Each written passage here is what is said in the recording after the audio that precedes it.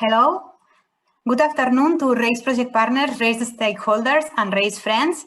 It's a pleasure to welcome you here today at the final conference of the Interreg Europe project. Believe it or not, 4 years and a half have passed, and we have come to the end of this very interesting and fruitful Interreg Europe project. First of all, I want to make an overview of social economy and social enterprises in Europe, and afterwards I will focus on the best achievements of the RaiSE project. In RaiSE, we took the definition for social enterprises from the Social Business Initiative. So for us, a social enterprise is an enterprise that focuses more on social impact rather than on generating profit, reinvests its benefits to achieve social goals, and it's transparent and innovated by and managed by social entrepreneurs in an innovative way. We know that in Europe, currently social economy accounts for 8% of the European GDP. There are 2.8 million of social economy enterprises in Europe, so a very big number, and more than 13 million jobs are provided in these enterprises altogether. It's definitely an issue that is on the European agenda. Right now, Europe is working on the European Action Plan for Social Economy, and as well, in the COVID crisis, the role of social enterprises has been crucial to complement what governments did. It's important to highlight that despite the importance of social enterprises and the impact that they have on society, there is a lack of dedicated business support services for them. And here is where RaiSE project is born and where RaiSE project began. 6 European partners, 6 partnering regions. So here we had Catalonia, represented by ACCIÓ. We had Emilia-Romagna, represented by Arter. We had region Örebro County from Sweden. We had Scottish Enterprise from Scotland, Westvic from Ireland, IFKA from Hungary, and together with an advisory partner, which is the Center for Social Innovation in Austria. All these partnering regions wanted to know, okay, we have all these business support services for social enterprises, but what are other peer regions doing in Europe? And what can we learn from them, and how can we improve what we are actually doing? So here, Interreg Europe is the perfect framework for this, because it's an interregional cooperation program that boosts the exchange of experiences and the improvement, basically, of policies, which is what we really wanted. So the perfect program for a very good project. We decided to unite our efforts, therefore, to improve business support policies to enhance social enterprises' competitiveness. And here, the RaiSE expedition began. And here, I want to refer to our project image. You know that the mountaineers image has been very important in this project. So we all help each other to achieve a common goal. And finally, we have to help social enterprises to climb the mountain of success.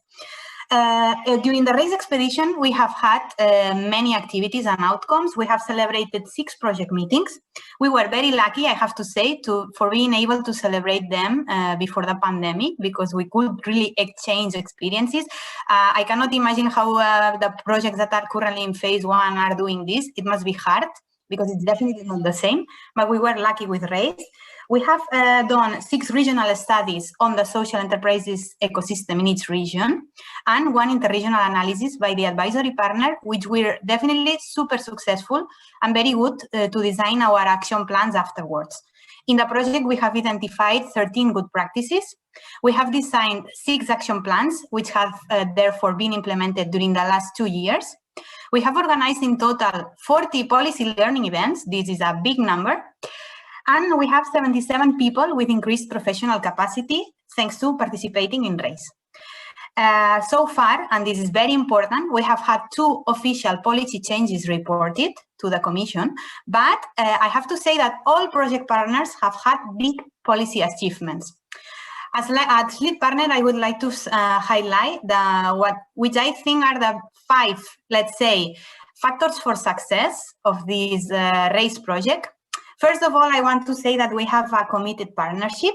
Our project slogan is, we raise this project all together, and for a good reason, because this partnership is committed since day 1 to the project. We really wanted to make a practical use of our project, not doing exchanges for exchanges, but achieving really real policy changes. And this is what we could do with RaiSE.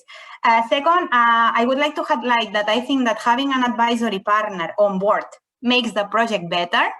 in terms of quality, because thanks to our advisory partner, we could have a very good methodology to design the good practices guide, to identify and prepare all the action plans. We had very practical workshops in the project meetings to learn how to do so. And I want to thank Center for Social Innovation for this. I think a third thing I think it's key for success is the length of the project. I think that is super good for an interregional cooperation project that it lasts, in this case, 4 years and a half. Finally, it's like a little family race, and you get to know each other and to learn very good things from each other. The 4 key aspects, I think it's the great efforts that this project has put in communication. Here we have a very big, well, 2 nice examples of this achievement. First of all, the Interreg Europe documentary, No One is Left Behind, in which the Interreg Europe film team went to Örebro to film Örebro as an example of success story in the SME competitiveness line, where we have 66 projects. So it was very good that the Joint Secretariat chose RaiSE for this video. And finally, we won the Interreg Project Slam in 2018. So we were the best Interreg project in storytelling, and this is something we are very proud of. And 5, but not least, I think that we have put big efforts in the content and the outcomes of the project. Here I want to highlight that recently Interreg Europe published a policy brief called the Social Economy and Social Enterprises in the European Union. And this policy brief features 9 good practices and 4 policy achievements from RaiSE. I have to say that the RaiSE examples are the examples that are most present in these policy briefs, which demonstrates clearly the success of our project. I want to just to highlight from each partner region a big success, and afterwards we will go on with the conference. In Örebro, we have the clearest example of direct success thanks to RaiSE. There have been 2 new policies launched about social enterprises thanks to the direct participation of Region Örebro County in this project, and Anders will talk about this later. In Emilia-Romagna, a new call has been launched as a direct result as well from the project, which is the new call on skills for social innovation. We are very proud of this. In Scotland, there has been highlighted the added value of international connections. So thanks to the participation in RaiSE, the Scottish stakeholders are more committed than ever to international connections and to interregional cooperation. In Ireland, we have the first policy on social enterprises launched, and this policy has direct learnings from RaiSE included, and Westwick was fighting to put the social enterprises in the political agenda. In Hungary, we have a new financial instrument for social enterprises, and in Catalonia, we will have soon a new law on social and solidarity economy, which will include most of the RaiSE learnings, and probably a new financial line for social enterprises, which will include as well learnings from RaiSE. I don't want to extend anymore. In this conference, you will discover today good practices, policies that have been key to develop the social enterprises competitiveness in each region. You will learn what different regions learn from the other partners and how was this concrete in the action plans and in the different policies at the regional level. But I want to say, please stay tuned till the end, because there is a surprise prepared at the end of this conference for especially for RaiSE project partners and stakeholders, but also for RaiSE friends, who I know there are a lot. So thank you very much. Right now, I would like to give the floor to, or much better said, the screen to Ilaria Ramaglioni. Ilaria is the RaiSE policy officer in Interreg Europe and a very proactive policy officer, and it's good to work with you. So please, Ilaria, go ahead with your presentation. Thank you. Thanks a lot, Paula. Welcome from my side to everyone. I'm going to put my presentation just now. I hope you will manage to see this. Just a second. Okay, so should work. So as Paula was mentioning, I have been working with RaiSE project as policy officer. So I was monitoring the activities of this project since almost the beginning. So I'm really very glad to be here today on behalf of the program, but also because I was working with RaiSE project partners. So I'm happy to celebrate this final conference together, even if we could not meet in person. So today, I would like to take this opportunity to give you some information about the program State of Play, where we are in terms of activities, and also about the future program before giving the floor to the project partners for a more in-depth discussion regarding RaiSE results. Paula already gave a very nice insight on the way our projects are organized, the way they work, and what kind of activities they do. So I would give you just very briefly an introduction about the program, but you already had this overview. So it's a pan-European program supporting local and regional government in delivering better policies. So we do this by creating an environment for sharing knowledge. So we bring all the policymakers together all around Europe. They build a project, they share their expertise, their know-how on a specific challenge, on a specific thematic area, and then they prepare an action plan that they put into implementation in the second phase of the program, of the project. So we are the only European program covering all the European Union countries, together with Norway and Switzerland. We are focused on 4 thematic areas. And as you can see, our main actions, we have 2 main actions. The first one is the interregional cooperation projects, like RaiSE. We have been approved 4 calls for proposal, and we are now financing 258 projects run by more than 2,000 partners. We cover all the European Union countries, and we also have a good percentage of NUTS 2 level region. So almost all European Union regions are covered by our projects. The second action is the policy learning platform. So complementary to the project funding, we have this space, as we like to say, for continuous learning, with the objective of to better capitalize the results from our projects. So the idea is to open up all the knowledge coming from our project to a wider audience. Instead of keeping all this knowledge inside the program or inside our project partner organization, we would like to share this with all the community.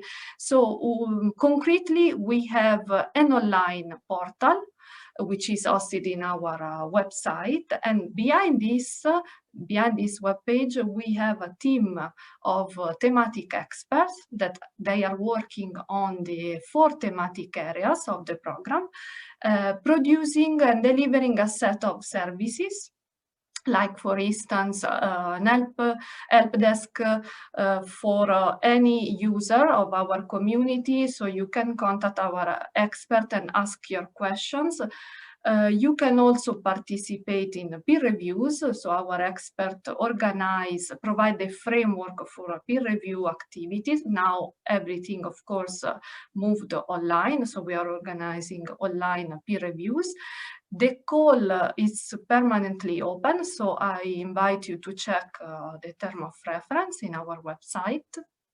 But we also have a good practice database, which gather all the most outstanding solutions, examples, practices from our projects, but not only, because it's open to anyone that is participating in our community. So anyone can submit a good practice, even if he's not involved in any Interreg Europe project. And our experts produce also policy papers like policy briefs, stories. As Paula was mentioning, we had a policy brief focus on social enterprises. So I invite you to check the Policy Learning Platform webpage and discover all the services. As I was mentioning today, I would like to give you an update on the program state of play. And I would like to briefly guide you through the main indicators of the program. I don't want to bombard you with a lot of figures, but I would like to give you an idea where we are in terms of activities. As you can see from the slide, more than half of our projects are now in phase 2. So 158 projects ended phase 1. They are now implementing their action plans. An important indicator, as also Paula was mentioning, is the good practices. So in total, our project has identified 3,600 good practices during phase 1. And out of these 3,000, 2,100 have been included and published in the good practice database. Another important indicator which represents the scope of the objective of the program, which is a capacity building program, is the staff with increased capacity. And actually now there are 12,000 people declaring that they have increased their professional capacity thanks to the participation in our project. This figure comes from the surveys and questionnaires that our project are preparing and sharing with their project partners, stakeholders, and any organization that is actively involved in the project activities. They collect all this data and then they compile on all this information, they share this with us, and we came up with this figure. Finally, at the program level, we also have approved 900 action plans. So as you can see, we are performing well. We reach the targets established in our cooperation program. And in terms of results, which is the heart of the program, we are receiving more and more policy changes from our projects. Currently, we have 516 policy changes reported. This is very important because it shows why we are doing this, what are the effects of the interregional cooperation. And in terms of results, we always, in order to evaluate the impact of the program, we compare the amount of funds influenced by these changes reported against the program budget. And as you can see, this amount of funds influence exceed already the program budget. So there is a leverage effect of almost 3 times. Of course, the real leverage effect of the program will be known at the end of the programming period, but this is already a good trend, and we hope we will continue in this direction. What is important to understand that when we talk about policy changes, we mean that thanks to the knowledge coming from the projects, the organization involved in the project, they manage to improve a specific policy. So this means that they, for instance, concretely launch a new call for proposal, or they have support a new project, they finance new activities, or they change the way a specific policy is managed. So there are really a lot of examples, and I invite you to check the page in our website dedicated to project results, and you can see concretely what our projects are doing. Of course, we cannot ignore the current COVID-19 pandemic and its consequences. You saw that the program is performing well, but being a capacity building program that is there to support the people traveling, visiting new regions to see how the solutions are implemented. The impact on our side on the program activities was also strong. We are all facing a challenge period. So our projects had to readapt to this situation, and as Paula was mentioning, most of them, they had to move all the activities online. We have been preparing a series of measures, a set of measures to support them in the implementation. But we realize also that interregional cooperation is more important than ever now to find solutions. So we encourage our community to still continue to exchange and submit, for instance, good practices that can be relevant in time of crisis. Not only from the economic perspective, but covering all the 4 areas, thematic areas of the program. So we have created a web page in our website on COVID-19, and where we presented all the measures that we are currently running to support our community for a fast recovery. We have been organizing, for instance, online thematic events related to COVID-19, and you can also search for good practices relevant to COVID-19 using a keyword. But you can also submit your practice in our database. Do not hesitate to check all this information in this page.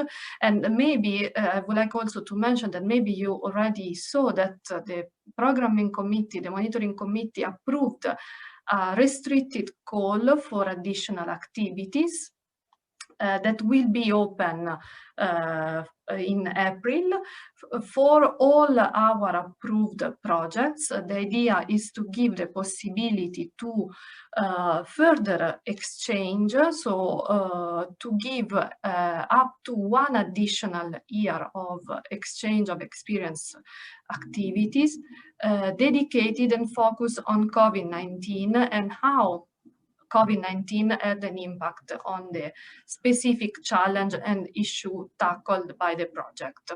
So you can see in our website there is already the term of reference of the call and all the application pack. So I invite you to check in case you are involved also in other Interreg Europe projects. Now I would like to move a bit on the thematic area. As I was mentioning before, Interreg Europe is covering 4 specific thematic areas. RaiSE is among all of the 66 projects focusing on SME competitiveness.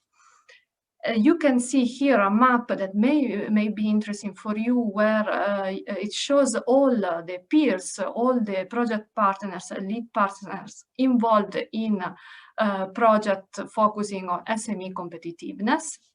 And we also have identified other projects that are working on similar challenges like RaiSE that are focused on social enterprises, and you can see some of them. We always encourage synergies and collaboration between our projects, and RaiSE already organize a lot of events together with some of them. So I would like to mention, and you may also check their website. And again, today it's also the opportunity for me to thank the project partners for the great commitment, for the great job done so far, as Paula was describing all the activities and mentioning all the achievements that this project managed to have. And I would like to thank you. Indeed, the project was featured in many deliverables of the policy learning platform. They've been participating in our events as a speaker, for instance, a webinar on social enterprises. They also have all the good practices that they have identified in phase 1 of the project. They are now published in the good practice database. So I wanted just to thank you for this great job. And for sure, we will hear more about the experience from Sweden that is featured in our web documentary. And here I mentioned just 2 examples of policy changes reported, but the project partners, we will talk about this after my presentation. And finally, just to conclude, some information about the future.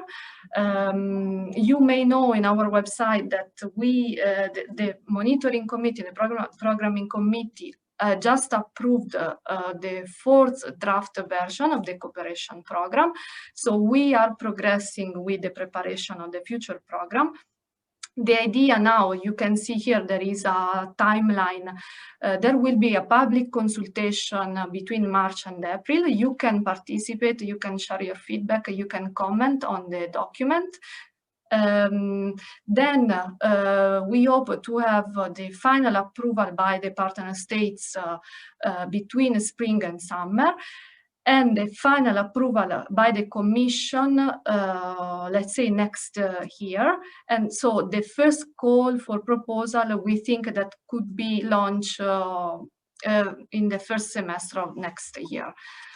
You can see, you can follow all these steps in our website, and you can see, you can have a look at the draft cooperation program. You will discover all the features of the new program. Just to mention briefly, most of the main features will remain the same. Pan-European program focus on capacity building, on improving regional development policy. The way we do it, it's again with exchange of experience activities, but what are there are also some evolution. For instance, the focus on structural fund will be less strong, so to give the possibility to address, to select also other type of policy instruments. To the member states also, we express the wish to have a more learning by doing activities already at the beginning of the project, so to already have pilot actions at the application stage, and regarding the thematic coverage, to select a cross-cutting priority, which is capacity building, in order to be more flexible in the selection of the topic. This is all on my side. Thanks a lot for your attention. I will remain available for any question, and thanks a lot again. Thank you very much, Ilaria, for this very interesting presentation. I think you have given us a lot to think about, both for the new call on the COVID-19 additional activities and the future. So RaiSE partners, we have homework. So now it's time for Anders Bro to come to the screen. I am pleased to introduce him. He is the development manager in region Örebro County and one of the most active partners in RaiSE. So Anders, the screen is yours. Thank you so much. Thank you, Ilaria and Paula. There are a lot of things that could be said. I would like to take this opportunity just to focus on or highlight on 2 topics. They are different, but they are interrelated. The first one, Paul has already talked about it, our policy change, which has a direct link to and is also a direct consequence of the RaiSE project. In order to really understand and fully appreciate the importance of the RaiSE project for us, it's important to go back a few years in time. The RaiSE project started in 2017. Region Örebro County was then a beginner in terms of supporting social enterprises. This was definitely not a prioritized topic on the political agenda, and I would even go so far as to say that social enterprises were not on the agenda at all. We had some experiences of work integrating social enterprises, but the current regional development strategy did not mention social enterprises whatsoever. Compared with other regional authorities in Sweden, we were probably not unique in any way at the time. For example, the vast majority of regional authorities in Sweden did not acknowledge social enterprises as important components in the different regional innovation systems. And also the Swedish government was extremely silent on this topic at the time, which is interesting. In parallel with the RaiSE project, we had begun the development of a policy on civil society and social economy.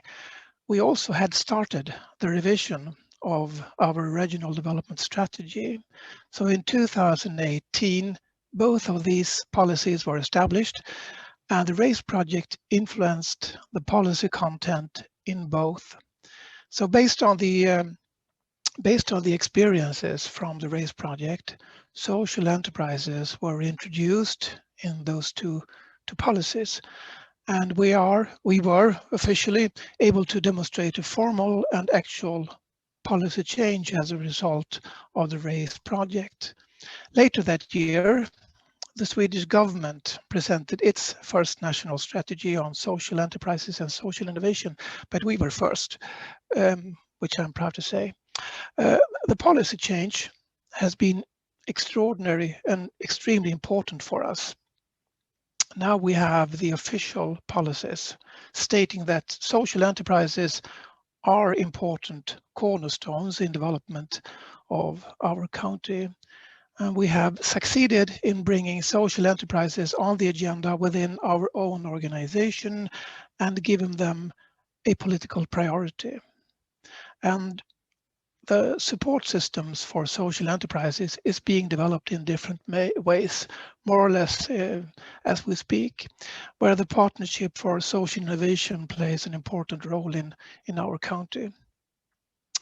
And I would also like to point out that we have received a great deal of attention, not only from other regional authorities in Sweden, but also from government agencies and other organizations in Sweden.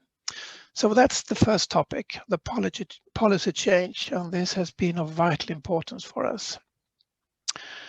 The second topic that I would like to highlight now is the National Handbook on collaboration between the public sector and social enterprises in Sweden. I had the privilege of writing this handbook last year on behalf of the Swedish Association of Local and Regional Authorities, which is an employers organization and an organization that represents and advocates local government in Sweden. And all of Sweden's municipalities and regional authorities are members of this organization. And this handbook is more or less a direct consequence of the RaiSE project. Why, you might ask? Because much of what I learned in the RaiSE project is more or less in the handbook. In the book, I try to go through the different steps a municipality or a regional authority in Sweden must take to be successful in the collaboration with social enterprises. The main purpose of the book is to increase the number of procurements from social enterprises. Even if the book is written for a Swedish context in Swedish and includes discussions on, for example, the Swedish tradition of a strong public sector, it will be translated into English this year. The book was presented at a dissemination conference in September last year. more than 500 people attended the conference, so the interest was really high. And the Swedish Association of Local and Regional Authorities has now initiated a new national project where a number of municipalities from the entire country are using the handbook as a practical tool. And they've hired me as an expert into the project. So the RaiSE project has been of vital importance for Region Örebro County and also for Sweden to a large extent. And I cannot stress enough the importance of the other project partners, ACCIÓ as a project owner and the other partners from different parts of Europe. We've learned a lot from them and they've been extremely important for us. And I really hope that we will continue working together in forthcoming projects or in new networks or in new initiatives. Thank you. I think I'll stop there.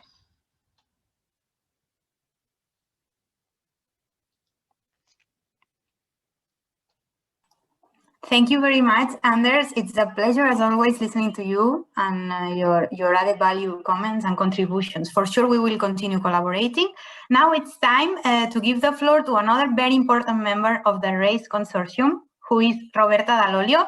Roberta is the responsible of the Unit of Social Innovation, Territorial and International Cooperation at ARTER, Emilia-Romagna, and she's also the president of EURADA. So a valuable member from our consortium, and I am very interested in hearing what you have to say today. So, Roberta, the screen is yours.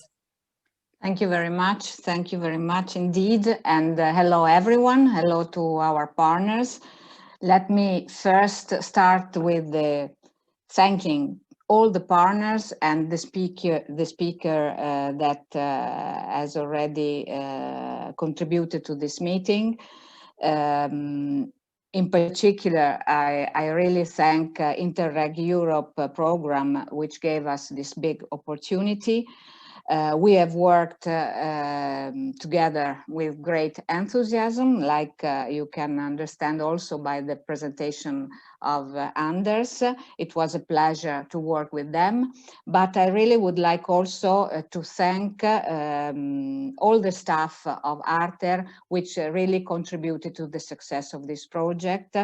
And please let me mention their names: Alessandra Medici, Claudia Ferrigno, Francesca Lavaggetto, and Cristian Mancinone.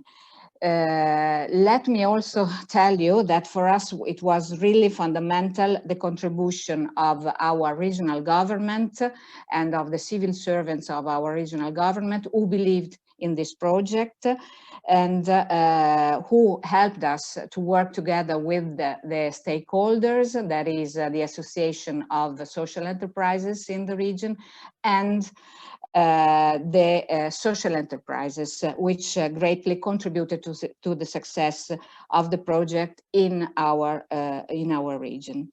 So let me share my screen. I hope you can see it.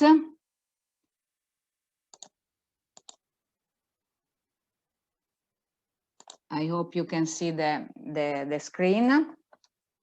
So just let me tell you two words about ARTER and about Emilia-Romagna region and social economy and social innovation in the region. ARTER is a joint stock consortium which has been created just last year by the merge of two other regional development agencies, that is ERVET and ASTER. Now we are 200 people, nearly 200 people, working in different matters, dealing with the development of our territory, the attractiveness of the territory, research and the fostering of research and innovation in different areas. Of course, social innovation is one of the topics of our interest, having to do with the new EU programming period, with the Green Deal, but not only for this reason. Our region is a region in which social cohesion was, let's say, is a reality. We have a big number of social enterprises and an history of social solidarity and social cohesion. So for this reason, so different reason from the one of Sweden and described by Anders, maybe specific policy for fostering social innovation in the region were not in the agenda of our policymakers, or were not the focus of the agenda of our policymaker. So this project really helped us to introduce some changes, like you will see, and has already been said. First of all, which were the result and the outcome of this project? Let's say that we tried, together with our stakeholders, that is the Confcooperative, the Lega Coop, and the Association of Cooperatives in the region, and the Forum of Third Sector, we tried to foster the cooperation among public and private organizations in our territory. Thanks to this dynamic and cohesive stakeholder group, which helped us to do and to promote all the activities connected to the project. So we succeeded, thanks to the stakeholder group, to identify the social enterprises to be included in one of the actions foreseen in the project. That is the first gap analysis and mapping activities that for our region was particularly concentrated on skills. That is, to find out which kind of skills were needed in social enterprises. So this led to some results. First of all, a mapping. You can find a lot of hints and information on what is social and social economy in our region in the publication Emilia-Romagna People and Enterprise Make It Social. It's a kind of catalog of some of best experiences in our region. Then we made the gap analysis, of course, and we tried to put the basis for the creation, together with our stakeholders, of a social enterprise ecosystem in the region. Moreover, we started a process in promoting this social enterprise ecosystem like an object of public policies and cohesion policies in the region. Another effect and result of the project, like all interregional and pan-European cooperation project, was the cooperation among the partners. The study visits, the exchange of experiences allowed us to, like Anders Bro and Paula Santarén said, to learn one from each other. And not only from the point of view of the agency and of the regional government, but also I think I can talk also on behalf of our stakeholders. During the study visits, they had the opportunity to see other experiences, other policy frameworks, and to understand what can be improved in our region. So we succeeded in promote and in valorize and communicate our good practices and experiences, like it has already been said. Some of our good practice, like the one of Bettolino and Città Verde, two social enterprises working with new technologies, new organizational assets, including people with particular disadvantages in their employment, in their employees. And also another interesting practice is the regional law already set in place, dealing with the inclusion of social, the social and working inclusion of people with disadvantages. Thanks to EURADA and thanks to the project, we succeeded in networking a lot at European level, and we organized some B2B events in Brussels and in our region. What can we say about policy and dedicated measure? As already been said, the Emilia-Romagna region finally succeeded in changing the policies already in place. So there is in particular one measure was, let's say, adapted to the result and the outcome of the project, and we had the regional operation plan for the present for the past programming period change with a specific call devoted to the fostering of skills for social innovation. So 1 million euros for training and tutoring activities for social enterprises, and not only, also for other kind of enterprises, because we think that also foster the cooperation among different kind of entities is a good result. And 22 operations have been approved. The topics of this operation are sustainability of product and processes, innovative services for elderly and vulnerable people, digitalization and development of managerial skill in social enterprises. The projects are still ongoing, and we, together with the regional government, are trying to monitor them. We had also some spillover effects. That is, we took part together with some of the partners and with other partners to other projects like an InnoSoup project called SERI, which allowed us to deepen the analysis of the needs of our stakeholders in terms of services in the framework of finance, social impact evaluation, access to market, research and development, and legal framework. On this particular aspect, we did a lot in dealing with co-design of public services, for example. Then we took part to another project, Impact Agencies, dealing with the shared methodology for open social innovation. We took part to an OCSE project on internationalization together with ACCIÓ and other partners. And of course, we had success together with the Occitan region and other kind of partners in a COSME social economy mission project, and we are members of the stakeholder group of the Social Net project of one of our municipalities in the region, Reggio Emilia.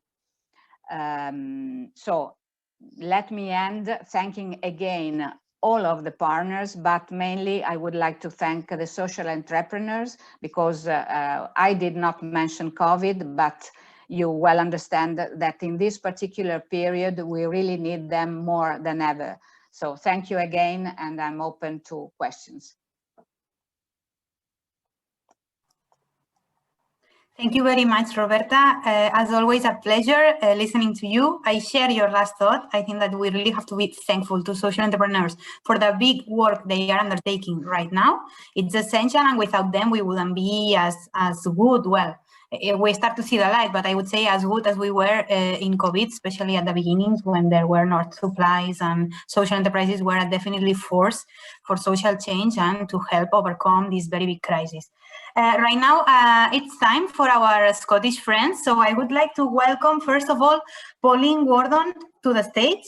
She's Director of Social Enterprise Network Scotland, a very active RaiSE stakeholder, and we had the pleasure of sharing the Irish meeting with her. So Pauline, please go ahead. Thank you very much, and thank you for inviting me to be part of your event today. I was asked by our Scottish RaiSE partner, Scottish Enterprise, to give a reflection on my meeting with you in Ireland, and I'll do that in a minute. Before I do that, just to give a bit of background, to my role and passion for social enterprise. So I've been involved in the social economy sector for over 20 years and have been part of, I hope, the very comprehensive and evolving ecosystem to advance the development of social enterprise in Scotland. I did for a period of time manage the EU Community Initiative Equal programme dedicated to the social economy in Scotland from 2002 to 2008, which led to the first social enterprise in Scotland, which was a one-year strategy. And obviously Equal had a very strong transnational dimension, which we benefited from. Today in Scotland, we're very lucky. We have a 10-year social enterprise strategy. So we have much to share about our journey, but we also have much to learn. So I was very privileged, as Paula said, to be invited to represent the Scottish delegation in the meeting in Ireland of the RaiSE project. So that was my first engagement with the RaiSE partners and my first visit to the beautiful setting of Westport in County Mayo, and neither disappointed me. The focus of that meeting was to start to prepare the draft action plans and consider partners' respective ecosystems and identify both good practices and gaps in the policy frameworks of our respective countries and regions, but all with an emphasis on improving the competitiveness of social enterprise through business support arrangements. But for me, and I hope many of you would agree, that a comprehensive ecosystem goes well beyond just business support per se. And over those 2 days in Ireland, our discussions touched very much on all of the components necessary to support social enterprise right across the spectrum, from start-up to scaling up. And I was impressed by our Westpic, our hosts in Ireland, in relation to the political level support that they were trying to get for the social economy, the financial instruments, particularly the Clan Credo, so Ireland's leading provider of loans to community organisations that provide a real social return and impact on that investment. Clan Credo provides term bridging and importantly working capital loans for community organisations to develop both community facilities, products and services throughout Ireland, and I was really impressed by Clan Credo. The other thing that of note was the Community Services Programme in Ireland, which arose out of a policy decision by the Irish government in 2000, and they made a very clear business case for investment and support to develop the social economy in Ireland, not as an end in itself, but very much in the context of combating poverty and disadvantage and in regenerating communities. Suffice to say that despite our obvious diverse policy, political and socio-economic contexts across the partners, it was really clear that the ambitions and enthusiasm to support the social economy across all the RaiSE partners displayed many more similarities than differences. And that chimes very much with my long-standing experience of European, interregional and transnational projects. There's much more similarities than differences, albeit we are operating in very different environments. The discussions in Ireland focused on the importance of things like volunteers to add capacity to social enterprises, the importance of business and management skills in running social enterprises, the importance of having the right funding and financial instruments for the sector in any region or country, and the importance of networks to develop and connect the sector. And importantly for me, developing markets for social enterprise, whether they be public, private, consumer markets, or indeed international. The highlight of the experience for me, apart from the beautiful setting and the great hospitality that we experienced, was just connecting with people who had the same passion that we do for social economy organisations. But more importantly, what brought the whole thing to life, as in any transnational event, is study visits. and we visited social enterprises in Ireland, both large and small, but all with a focus on serving the distinct needs of communities of place and interest, from arts organisations to community venues, family support and counselling services, to social housing initiatives, environmental enterprises, and the most impressive care facilities for older people, which were community-led and community-owned, and went, I think, well beyond just meeting their care needs. They offered holistic support to ensure that older people had really good physical health and mental health and well-being. In terms of capturing the experience, I'm not surprised that Paula tells us that the RaiSE project is winning awards for dissemination, because Paula was a force of nature acting as the project coordinator, and she ensured that our every conversation, our every movement was recorded either in photograph or film and shared across social media in an instant. I was also pleased to participate with Paula and two of the other RaiSE partners in a radio interview at the community-owned Claremorris radio station to really share the highlights and benefits, not just of that particular meeting, but also in general, the importance of inter-regional and transnational cooperation. I'd like to finish by thanking Paula, all of the RaiSE partners, and Dara and Suzanne from Scottish Enterprise for allowing me to participate in that visit and in that meeting. And I guess it just reaffirmed for me the genuine benefits of transnational and international cooperation, because it allows all of us to share, learn, inspire and challenge one another, but all for the benefit of transferring good practices and policy influence to our respective national and regional contexts. And I genuinely hope that Scotland will continue to be able to do that in a post-Brexit and a post-COVID era. Thank you very much.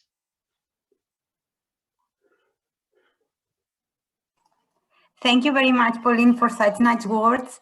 It was a pleasure sharing with you the meeting in Ireland, and I am very happy for your contributions and this very valuable insight that you just provide to the audience about what it means to attend a project meeting. It's super important, so thank you very much. Now I would like to invite to the screen Josiah Lockhart, CEO of Firstport, Scotland. He came to the project meeting in Sweden, in Örebro.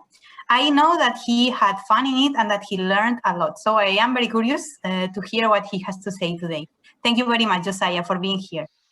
Thank you, Paula, and thank you to just everyone for allowing us to be involved.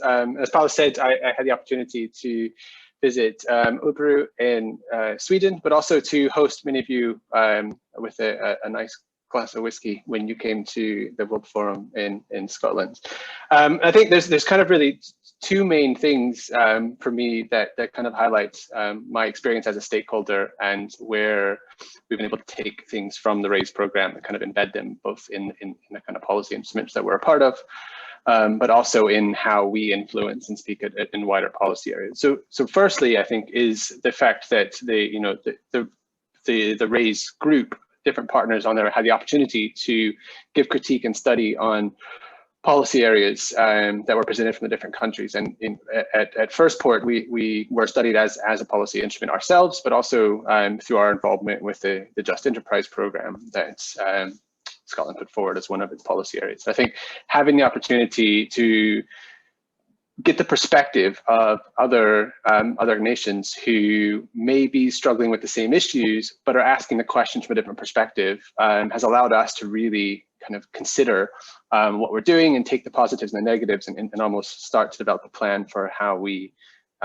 begin to evolve over time, and particularly over the past year and a half, where all of us have had a kind of the world turning upside down on us. We're going through quite significant rethinking and restructuring around how we deliver what we do as a result of that, and taking the thoughts and questions and ideas that came out of the studies and critiques of our work, I've found extremely helpful in helping us guide the kind of pathway we go in starting to unpack that. So firstly, thank you to all of you who've had, particularly those from Italy, who given some fantastic critiques on what we've done. And secondly, one thing really stands out to me personally from trip to Sweden, and in particular the study visits of some of the places there, which I've tried to carry with me in my policy conversations with colleagues in the public sector and government, particularly outside of the social enterprise and social economy. And that's really how it seems that in Sweden they used things like the work program to help encourage businesses who weren't necessarily initially thinking about social enterprise as a model or social economy as a model to help evolve what they're doing. I think in particular the visit to the motorcycle shop, which at first glance you would never have thought was a part of the social economy or social enterprise, and how the principles of and history of social enterprise in those policy areas helped begin to encourage the wider economy to move in the direction of social enterprise. And I think particularly back in Scotland, as we're starting to ask these questions about what our future looks like as a country and as a nation, that principle of social enterprise, which has been in many guises over the years, being up how we begin to take those principles of business as a force for good, whether it ends up being a social enterprise as we've defined it with RaiSE or something slightly outside that, and begin to move the whole economy forward based upon the principles and values of what social enterprise was. And I think that's an area that's really interesting and starting to take off from a policy point of view here in Scotland. I've had the privilege to be involved in with now in its third year, but a relatively new Scottish Government policy area called Scotland Can Be, which is really trying to engage the private sector and the social enterprise sector in that. And we've done quite a lot of work with Scottish Enterprise and Dara's team there to help encourage the wider business support ecosystem to understand how to make impact through business and how to do that forward. And I think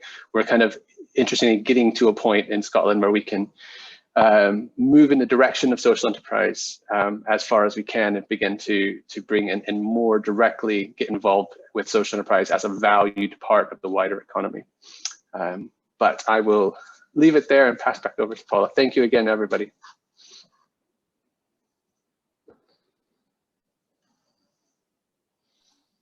Thank you very much, Josiah, for your valuable contribution. It was a pleasure, and you know it, to share the trip to Scotland with you. To Sweden with you. We had fun, and also in the Scottish Social Enterprise World Forum, in which we learned a lot, but it was an amazing experience for the RaiSE partners.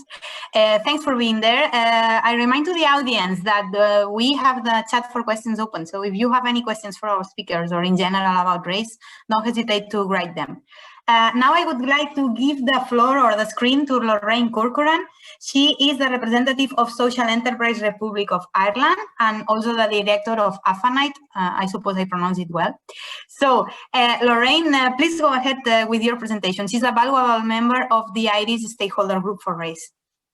Great, thank you very much, Paula, and also to all of the RaiSE partners. It's really great to be here today.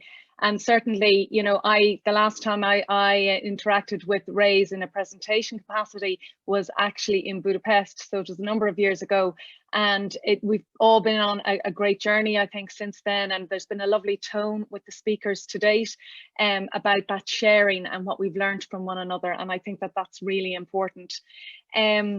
So we've certainly all benefited. What I'd like to do today is to just give you a very brief update in terms of where we are with Ireland, and but importantly to talk to you about the response that the sector has had in terms of our policy development and what we've done. So what I will do is, it's just a couple of slides that I'd like to share with you, and I'll just go through them now. So in terms of where we are, I am representing Social Enterprise Republic of Ireland today. I'm a founding director, and it is basically a sector representative organisation.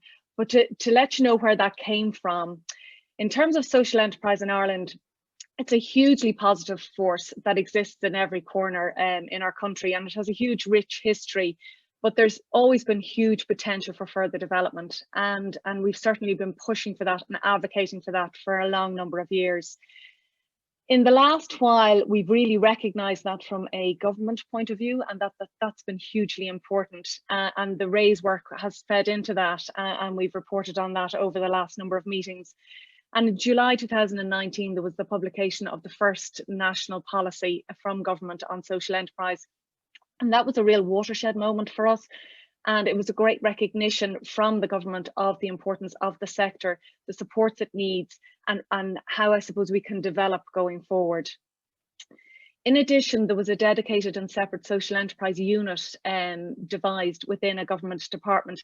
And again, that was hugely important because all of these things point to the importance of where government place social enterprise, but also give the sector somewhere to go.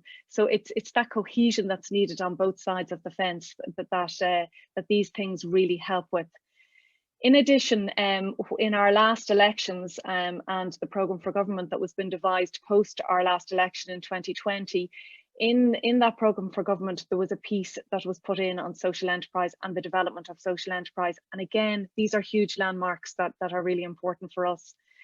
But one of the things that I suppose from a sector perspective that we would have looked at and would have been a constant debate among either social enterprise practitioners or social enterprise support organisations was how best does the sector respond to these developments and what should happen on the back of that. And there were a lot of conversations going on, and in July 2020, the Social Enterprise Republic of Ireland organisation was formed in response to this, and effectively we're the representative body for the social enterprise sector in Ireland, and it's very much a united voice that's practitioner led. So in terms of what our approach is in what we're trying to do as an organisation and how we want to benefit the sector, from our perspective, we want to be a strong voice for our members, which is the sector, and it's those active practitioners within the sector, but to do that on both a national and international stage, and particularly with our interactions with the EU. And that's why engagements such as today are so important. And this is where I think we all learn from each other and we all evolve together, and these conversations all add to that. We also, very importantly, need to act as a collaborative agent to bring together the various voices and the supporters of social enterprise that already exist. And one of the things we'll be very conscious of, and we've all had plenty of discussions about this over the years in terms of the myriad organisations that exist within the social enterprise ecosystem and how best can they be pulled together without duplicating services or supports, and to make sure that we're better, I suppose, connected rather than trying to overlap. We also are working very closely with government and with key stakeholders to address the social enterprise priorities. So what are the needs, and particularly in a COVID environment, I think that's very important.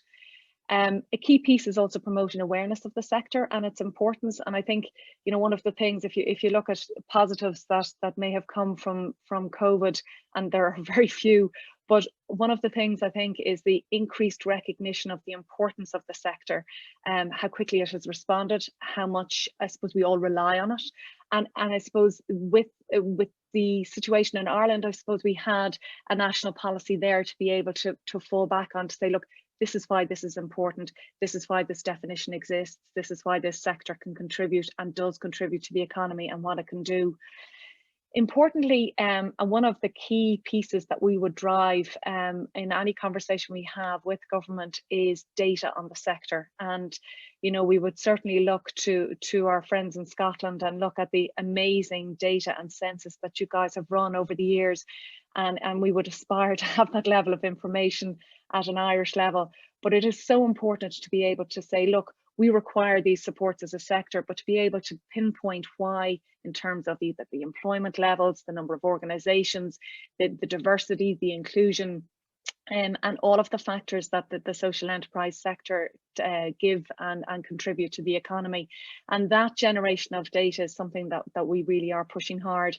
What's been very important about the RaiSE project is the data exercise that Westpic undertook and the challenges that came out of that piece of work and the huge learnings. And those inputs are certainly contributing into conversations at the moment. So all of this is an evolving learning piece, which has been great. Also the facilitation of networking amongst social enterprises and social enterprise networks, because there's lots of organisations that exist. So it's all about bringing them together and having those conversations. We're also about providing valuable and relevant information. So it's that signposting and making sure when social enterprises need something, they know where to go and they know how to get those supports and services. We're also very keen to drive campaigns on issues that are important to social enterprises. And, you know, I think throughout all our conversations, we would know that there are common themes, even if we come from jurisdictions that are different and with the different pressures in the background, there are definitely common themes that social enterprises would come across. So our mission is to champion for the sector, for our members, representing and promoting our collective voice nationally and internationally. One of the things that I just wanted to dwell on a little bit is in terms of how, when we were setting up SERI and when we were looking at how best do we represent the sector, a key piece for us was that whole practitioner-led piece and making sure that that practitioner voice is the strongest. So we were very keen to try and make sure that that was part of our structure. So in our constitution, it stipulates that at least half of our board have to be social enterprise practitioners. And that to us is extremely important. We also set up, and this is a key governance dimension to how we're actually run, we set up a structure called a Practitioner Council. And that Practitioner Council meets regularly. It consists of over 20 social enterprise practitioners. It's a really diverse group in terms of background, the subsector that they operate in, the age, gender, ethnicity, and all of those people come together and they guide the direction of SERI, and it's very much a two-way communication between that Practitioner Council and the board. And that's something that we're only up and running since July, so this is all new, but we're all learning and getting the best mode of communication between those two groups. But we would see that as a massive resource for us in terms of what we do as an organisation. Our CEO is also a practitioner, which is hugely important. And just to give you a little bit of a flavour of the path ahead, as I mentioned, we're very young. We were only born last July, 2021, and you know, even among our directors, we would know each other, but you know, everything has been over Zoom. We haven't managed to get together in the normal way that you would. So you know, it's all very different, and as we've been born with the backdrop of COVID, you know, has certainly accelerated conversations in a good way, probably in the pressures that the sector faces, and I suppose in getting things done. We just didn't have the luxury to sit around. The response that we've had has been hugely positive, which is very encouraging, and I suppose shows the need for an organisation like this in response to the policy. We've spent a lot of time getting our governance and our operations right. To us, that's key. Let's, you know, set up in a very transparent, good governance way and then build from there. Our membership and engagement with our members is key, and that's something that we work really hard to do and make sure that that's a constantly evolving conversation and our reach is as broad as it possibly can be. We've built and are building relationships with governments and and across government as well, not just the department that owns the policy, but also the social enterprise sector support organisations that exist and what they do and how they operate and how we can all operate together. We are certainly very excited for the path ahead. You know, to us, I think, you know, the time for social enterprise has really come. And we've an opportunity to I suppose exploit that situation as best we can. And you know, all of this is with the backdrop of COVID, and as I mentioned, that increased recognition for the social enterprise sector. And you know, it has been an incredible resource in how it's responded to the pandemic. I would say it's fundamental to our recovery. I would say projects like this are fundamental to all of us in our learning, in our shared experiences and making sure these conversations happen. It's been great to be here today, and I certainly look forward to remaining in contact with you all and hopefully seeing the next step ahead. But thank you very much for your time.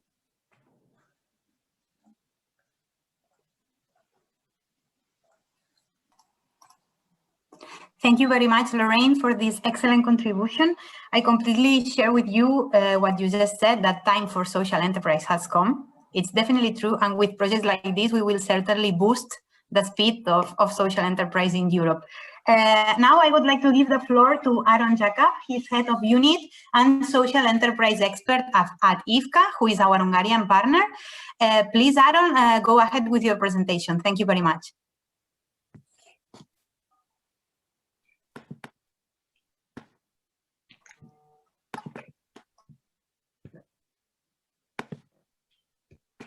Hi guys, sorry, I'm just trying to share with you my screen. A minute.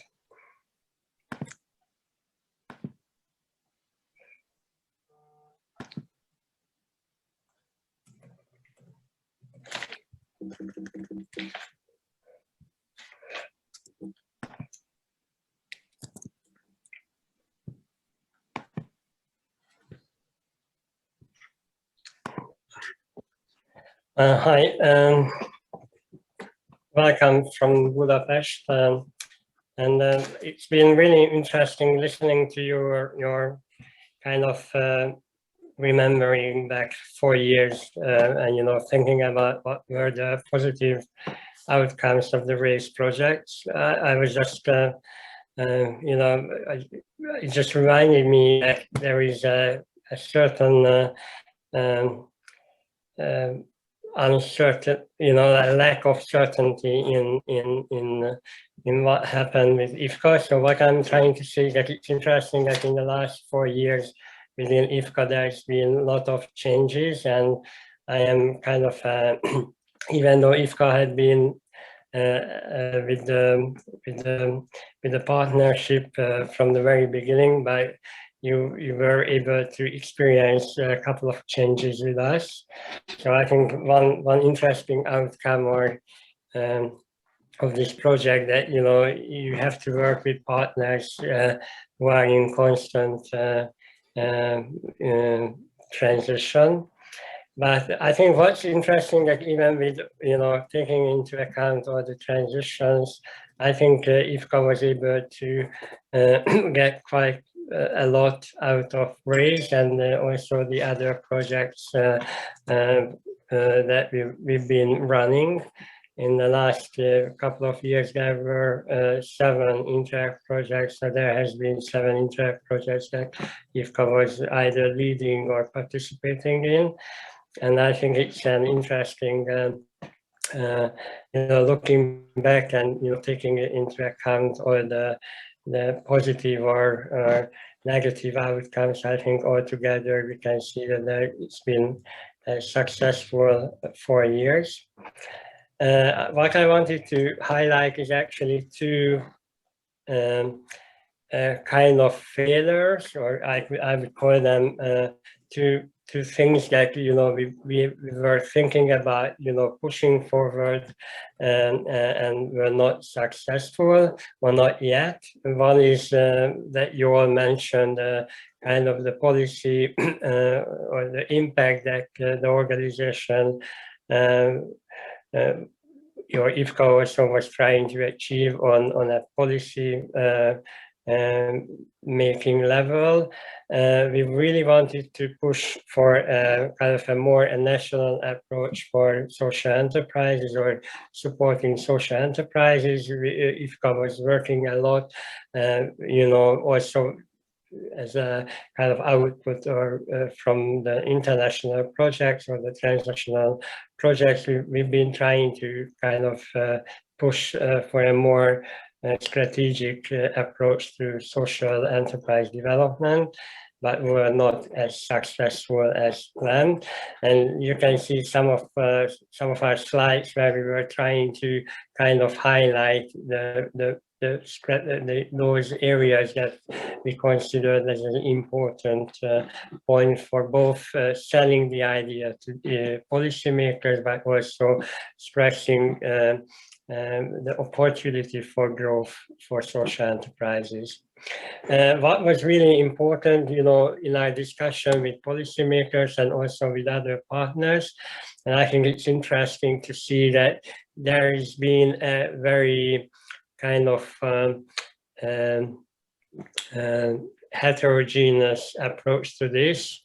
What we realized over the years that social impact measurement, it will be one of the key issues for pushing the agenda. And I think what's interesting that even within the social enterprise field, that's an area that at least what we experience, that it's something that people know about, but we hardly ever discuss it. And I think that could be an interesting kind of new area for any transnational cooperation to work out the whys and also what are the solutions for this problem.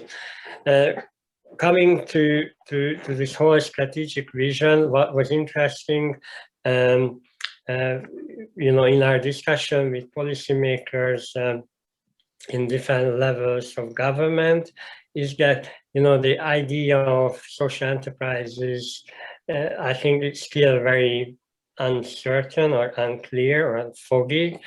And I don't know, maybe there is a difference between, you know, within the EU, former or newer member states and other member states. But we really see that the social enterprise kind of idea is somehow very much connected to civil society organizations, and I think policymakers don't really see the opportunity, or I think they are afraid of tackling this issue. So I think the other main point that we wanted to somehow push forward is really to have a wider understanding of what social enterprise means and what are the opportunities both for economic growth and also for social impact. And this is what was our kind of our focus of our action plan that we've been discussing with our partners. So what we try to do is to really broaden the definition of social enterprises, and instead of focusing on the social element or the legal form that often kind of narrows down the economic opportunity, we wanted to create a system that also focuses on the social impact and measuring of social impact rather than the legal entities of the organization achieving the impact. But to be honest, you know, even though we had a very clear action plan, what we wanted to achieve, we were unable to make this happen, to provide the necessary funds for the action plans to really reach the impact that we were kind of hoping for. The other two, so these were the not so successful outcomes of last year, what we were trying to achieve. But I think what was really interesting that we were able to somehow achieve one important tool development, which is the MarketMate 2.0 monitoring and assessment system of social enterprises. I can't really go into details, but I'm happy to share with you with all the process, what we were trying to achieve, and also what is the actual outcome of this assessment system. I think that could be also an interesting thing to talk about, whether we would be able to achieve something that, you know, talks about social and other positive social impact, social and environmental impact of the social enterprise, and make it more measurable, more visible to policymakers and also to the wider audience. The other thing that I think was a really interesting, almost surprising success is that within another Interreg project called Finance for Social Change, we had the opportunity to organize a Hungarian semi-final. So there was a transnational competition for the Danube region of social enterprises, and we were able to organize a very successful Hungarian event that kind of was the semi-final for the transnational competition. And what was really interesting to see that there are, even in Eastern Central Europe, there are a growing number of social enterprises who have business models that are scalable, that have potential, not just really reaching measurable social impact, but also able to attract different kind of financing.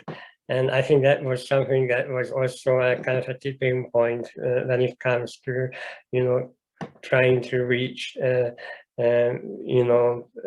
policymaker level in the national government to understand that actually when we talk about social enterprise, it's not just, civil society organizations, doing some interesting activities, but also these are business ideas that can have very measurable social impact, but also have a model that is kind of, makes it more makes it more a business operation that, SME, policymakers from an SME perspective can really make sense of it. Thank you.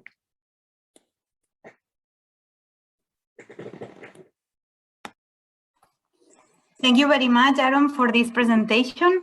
Now it's time for José and myself to talk about Catalonia and the inspirations and the contributions of Catalonia to the project.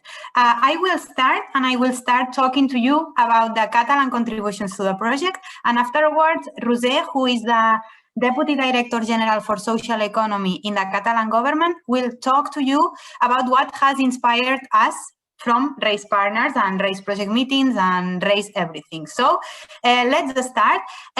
You have to take into account that social economy has a strong tradition in Catalonia. It accounts right now for 2.2% of the GDP. We have almost 10,000 organizations of social economy. Here we include the cooperatives, work integration social enterprises, associations and foundations from the third social sector, and many more.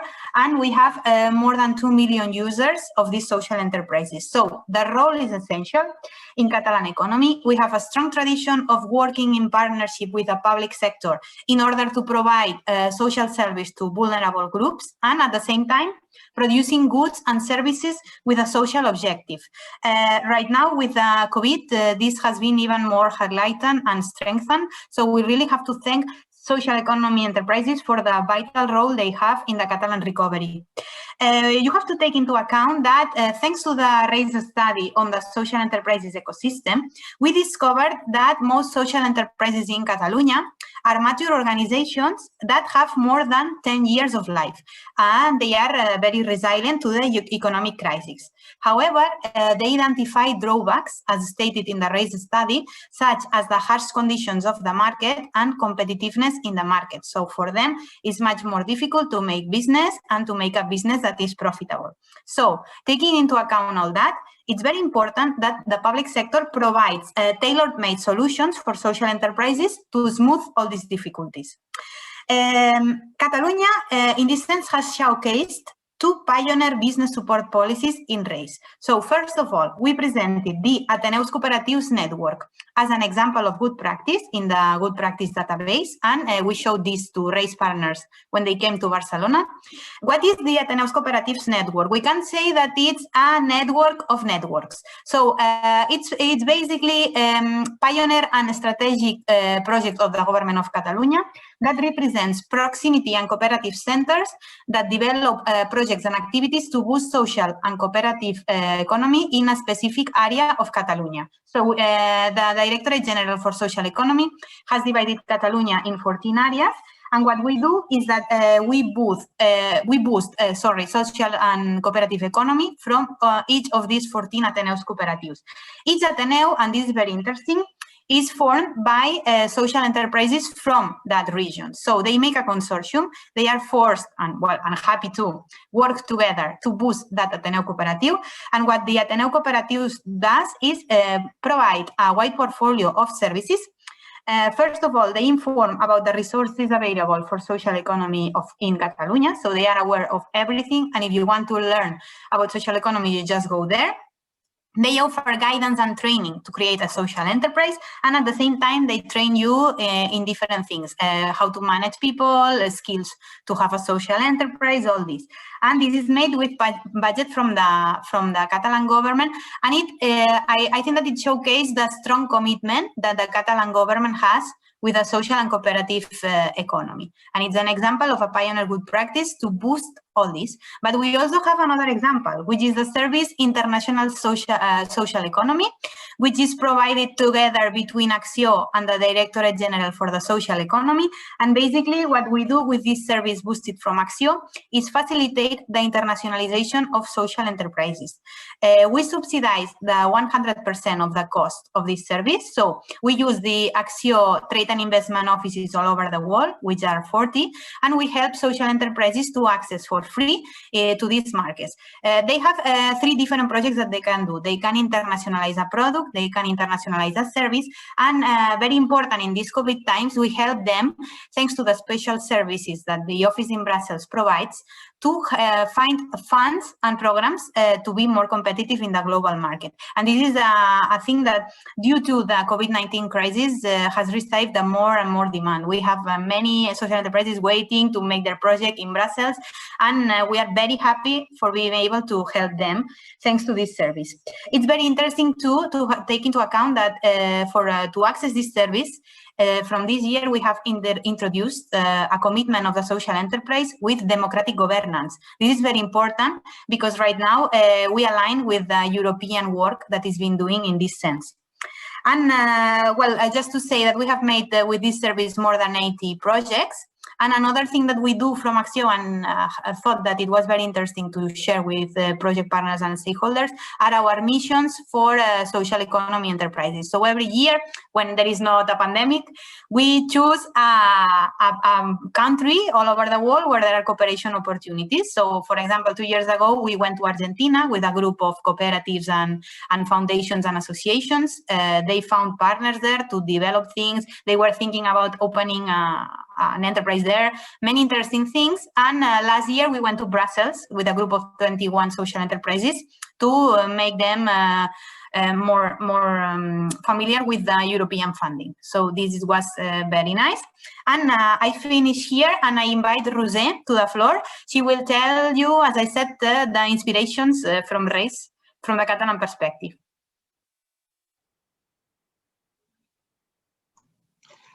Good afternoon, everyone.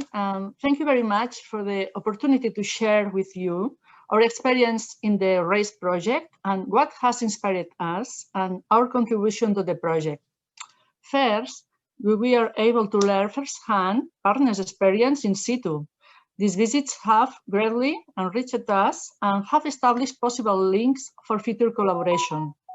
For example, we learn about the potential for cooperation between social economy companies, such as the consortia by Emilia-Romagna that manage services to people.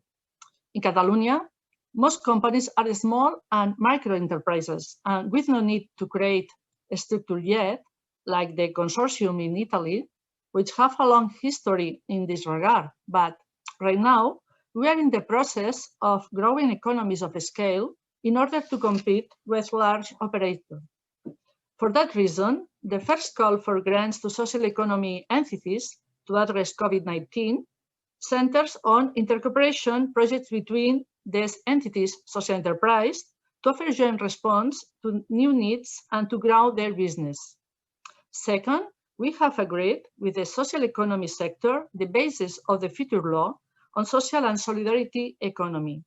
The intention is to regulate the social and solidarity economy from an inclusive, social, and transformative perspective, according to existing legislative proposals in Europe. In relation to this, we recognize the great work done by the Community Service Programme in Ireland, and in this regard, the community initiative in Catalonia will be integrated into the future law as part of the social economy. Third, while respecting the legal and specific limitation on the regulation of our country, we follow the line of Clan Credo to bring financing closer to projects that could normally have difficult access to loans.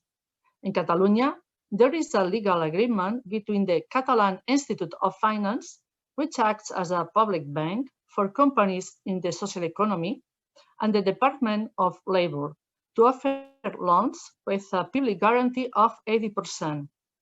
Now, we are working to open participation in this agreement and private entity, an ethical and social financial service cooperative, to offer loans to newly created social economy projects that do not normally have the required solvency. Finally, we believe that we have contributed to the RaiSE project with our model of territorial development of the social and solidarity economy through the network of cooperative ateneums. It is a network comprised of entities of the social agent economy and other social and economic agents of the territory to promote, disseminate information, and to grow social economy projects with an equal impact throughout the entire territory. We have also presented as good practice the service with international social economy that we promote together with ACCIÓ to help social enterprise to internationalize their product or service. In conclusion, participating in the RaiSE project has helped us look for mechanisms to improve public policies. Thank you very much for your attention.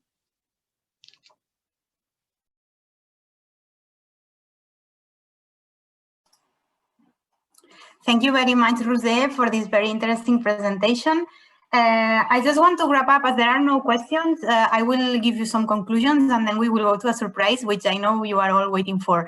It's very important what has been highlighted here in this conference. First, we had the overview provided by Ilaria, very nice overview from the Interreg Europe perspective and the future that the interregional cooperation can have for RaiSE partners. Afterwards, well, Anders was very clear in saying that thanks to RaiSE, they were able to put the RaiSE on the political agenda, which was not there before, and 2 new laws have been improved. So this is amazing what they did. Finally, we had Roberta, who was very clear in the RaiSE achievements and also the bilateral effects that this has had. So it was very nice to learn, which is true, that all of us are trying to find new ways to connect, other projects to explore. Many things can be made related to social enterprises business competitiveness. Afterwards, well, we had the presentation from our dear Scottish colleagues, very nice insights on project meetings and what they saw and learned in these meetings. It's very nice to highlight that interregional cooperation is essential. So please, the pandemic finish soon, because we need to meet, we need to exchange, we need to see things live, know each other and learn real experience to improve what we do in our regions. I also like very much the presentation from Lorraine from Ireland. It's very clear. I wish the best of luck to SERI. And I know that Westby made an important role in putting social enterprises in the agenda in Ireland in general, and also to learn and develop the new law on social economy. Thank you very much for that. We had as well the contribution from Áron, who was highlighting the new financial instruments that have been brought in Hungary, thanks to the RaiSE project partially, and also to social seats, which is nice, and all the other projects you have. And finally, what I like very much is the fact that thanks to a project like RaiSE, we can make what we can make: exchange, cooperate, make data exercises and studies that without this European funding we wouldn't be able to make, and that can be very useful to develop new policies. We can be known in our regions, and this is true, thanks to the stakeholders group.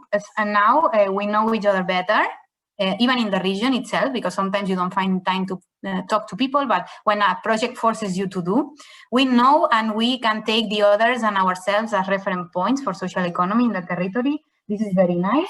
The valuable info and insights that all these meetings provide is very, very important. And I want to finish with a very nice sentence that Lorraine said: time for social economy has come. We need to work more and better. We need to contribute. Maybe Ilaria was talking about the opportunity to say something about the new Interreg Europe. Please send contributions to this. Please send contributions for the European Action Plan for Social Economy. Make pressure in your organizations that are present in Brussels to lobby and help social enterprises to have more funding, also us to have more funding to help them. And finally, I just want to say that it's been a pleasure being the coordinator of this project. I am so proud of all the work that we have done. I want to remember to RaiSE partners that tomorrow we have the last, or maybe not the last if we ask for an extension, let's see, the last project meeting. So please log in at 3-hour Barcelona time in the afternoon, of course. And now time for the surprise has come.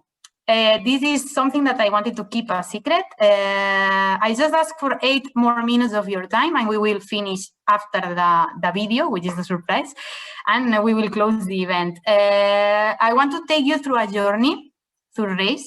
So you will see best moments from 2017 when we started this project. I apologize for the quality of the video. You know that maybe some people call me a force of nature. Maybe this is true. But I am very passionate about the project. I record it in every meeting. When I could, I recorded you talking, saying what you were thinking at the moment and the place. You will see that the quality improves with time. So I am learning a bit. And I have to say that some of the pieces are not from myself. We had very good colleagues from Emilia-Romagna doing the video. We have a piece as well from another example, but I will not spoil the fun. Let's play the video. And thank you very much for joining this conference.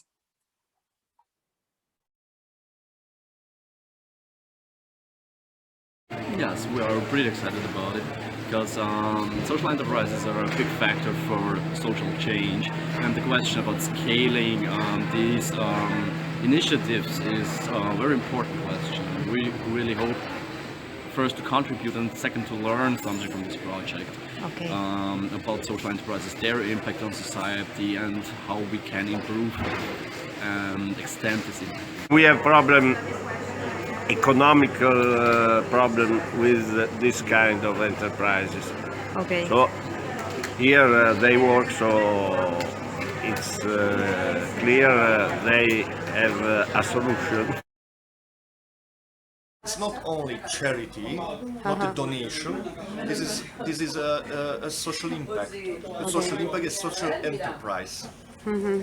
That's what great. We are running with this charity shop network. Roser, què et semblen aquestes visites avui a Bolonya? Què estàs aprenent? Molt interessant, perquè hem vist que aquí la força que tenen a Itàlia les cooperatives socials és el funcionar amb consorcis, que això els dona molta pes i molta possibilitat de poder arribar a molts sectors. L'experiència de visitar les cooperatives d'avui, la veritat és que m'ha semblat molt interessant. En primer lloc perquè jo vaig estar fa 20 anys visitant cooperatives i he vist un avanç importantíssim amb com han evolucionat. Crec que ara estan superprofessionalitzades, crec que hi ha molts recursos que s'han posat, no sé si a nivell públic o privat, que és una dubte que tinc, però que realment han fet que s'avanci moltíssim. Per Jakab Emilia-Romagna partecipare a questo progetto che dà l'opportunità anche a molte cooperative di poter conoscere anche l'esperienza di imprese sociali di altri territori europei. Sicuramente è un progetto che ha come mission principale quello di favorire l'incontro e lo scambio di esperienze, ma che noi auspichiamo anche generi delle future collaborazioni anche stabili fra le stesse imprese sociali, in particolar modo su alcuni aspetti come quello del studio e interesse sull'impatto sociale, ma perché no anche su alcune risoluzioni, per esempio rispetto alla fiscalità o al tema degli appalti, per arrivare anche infine, perché no, a una commercializzazione degli stessi prodotti delle imprese dell'economia sociale. Ha sigut una experiència de coneixement força interessant. Les empreses socials d'Örebro són relativament joves i per tant estan en unes fases de creixement com les que tenim a Catalunya, però des de fa molts anys, no? Però a diferència de nosaltres, aquí a Örebro la connexió amb les polítiques públiques està molt basada en la persona, no? I per tant ja hi ha un conjunt d'ajuts per les persones amb especials dificultats molt potent, i les empreses socials el que fan és complementar aquesta intervenció pública i també generar una vinculació comunitària que no es donaria en altres circumstàncies, no? I think it's really interesting that we've come and visited a number of social enterprises across the country, across the county here in Örebro. And I think what the most important thing I've taken so far from this is that although we're in a different country, in a different context, the questions that the social enterprises are asking, the things they're trying to solve and the ways they're going about doing it are very similar to the same questions that all of the countries that are here at the RaiSE event are asking. And to learn how other countries, other cultures answer those questions and find solutions has been very helpful and interesting. I was really pleased with it because we had a really good group from RaiSE who I think really managed to enjoy Edinburgh and enjoy all of the Scottish experiences and all of the Scottish stories, and it was part of the World Forum. So I think we all feel part of a global community, and that was what we really wanted for the RaiSE partnership, to realise that everything we do together will have an impact, and there are other people across the world that we can work with to do it even better. There are some things that we do very well here. We're very supportive of community enterprises, particularly through the CSP programme, which is supported by POBL and the Irish government. And also we have taken you around today to examples of where community services programmes are in action. I'm sure that partners learned about Clan Credo as a good practice, and each one of the enterprises we visited today has in some way or other benefited from Clan Credo support. I think in particular the two sites that we visit that provide sheltered housing for elderly people with a wraparound support service are particularly interesting because it really caters to a growing need, and I think in all of our societies, Ireland, across Europe, particularly in Scotland, where it's sort of a halfway house for people that aren't ready to go into hospital or a nursing home. It provides them with an independence. It creates that community environment for people that people crave, and they're not ready to give up their independence. And I think that's something that we could certainly look at developing, taking from how the Irish do it and taking that back to Scotland. Point of view for me is being very interesting, and to see how because sometimes we look for best practices. But it is much easier to meet the people that lead and do all these practices and be able to ask them what they do, how they work. So I think it's profitable. Is a well invested money. The contacts with other regions have impact on your own energy, I think. You look at another region, they have had success with something. That gives you inspiration. You can do as good as they do. I was in Budapest. What we could see was that they were very professional. They were very like an ordinary business. And I think that is important for us in Sweden to learn that it can be an ordinary business. And it's okay to make profits. But you have to put it back somewhere good when you do that. This gave us an opportunity to focus on this topic, very important topic, and influence the political agenda in our countries. Det har ju varit att vi nu har en regional utvecklingsstrategi där socialt företagande är en viktig del. Det är de här två dokumenten. Som på ett ännu mer konkret nivå pekar ut riktningen kring hur vi ska öka antalet sociala företag i vårt län. As you know, climbing a mountain is always easier when you sing, right? RaiSE Partnership has invented a very special song that we sing every time that we have to undertake an activity together. If you're a social enterprise, raise your hands.